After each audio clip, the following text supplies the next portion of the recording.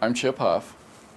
I'm with Basic Industries of South Texas. We're an industrial construction company with offices in San Antonio and Corpus Christi. Going through a lawsuit, whether it's founded or unfounded, is obviously nerve-wracking personally as well as in the business. It's when it's abusive and when it's frivolous and unnecessary, it's very maddening and frustrating. Our company has never bought or sold any asbestos-containing products, and yet I've had to defend myself in probably 50 different asbestos cases. I am Christine Canterbury from Corpus Christi, Texas. Being in medicine, it's a common thing, unfortunately, nowadays to be sued, and I have been sued.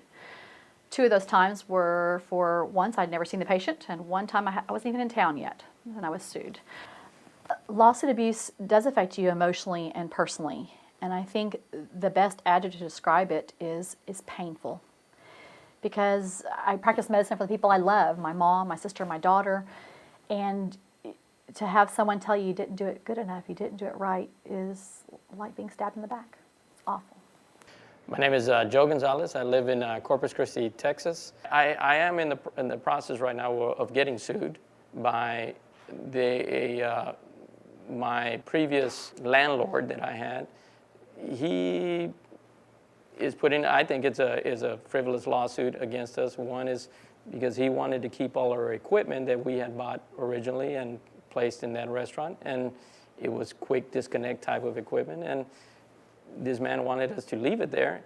And in the law it states that we are entitled to keep that equipment, but he still can go and sue us, and we still have to go through the process of going through court and so on, through the stress, having to pay for attorneys and so on. And it's been going on for the last 3 years, and we still haven't gone to court. I think overall, the judicial system, when it works correctly, is a good system, and it's fair. There are a few bad apples that tend to spoil the whole bunch, and I believe that the average person on the street is beginning to understand the cost of lawsuit abuse, and I think that's good. I think tort reform has helped my practice and the general public of Corpus Christi in a couple specific ways. I think my practice, for example, my malpractice premiums went down dramatically. And while that might not mean a lot to the person walking in my door directly, it helps me keep employees, helps me have better equipment. And if I'm having higher malpractice premiums, it doesn't change what I can charge the patient coming in my door, but it changes what their insurance premiums are going to be at their business where they work, if they're going to be able to get insurance where they work.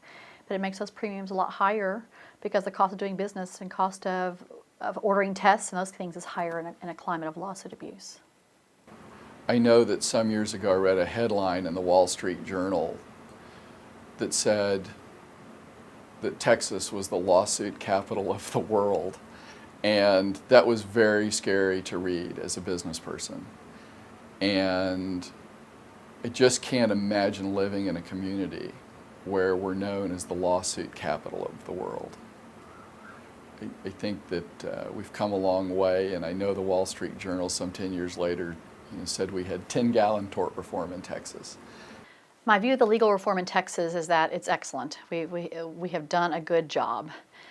It was a lot of work a couple years ago. A lot of industries came together, which was a first for Texas.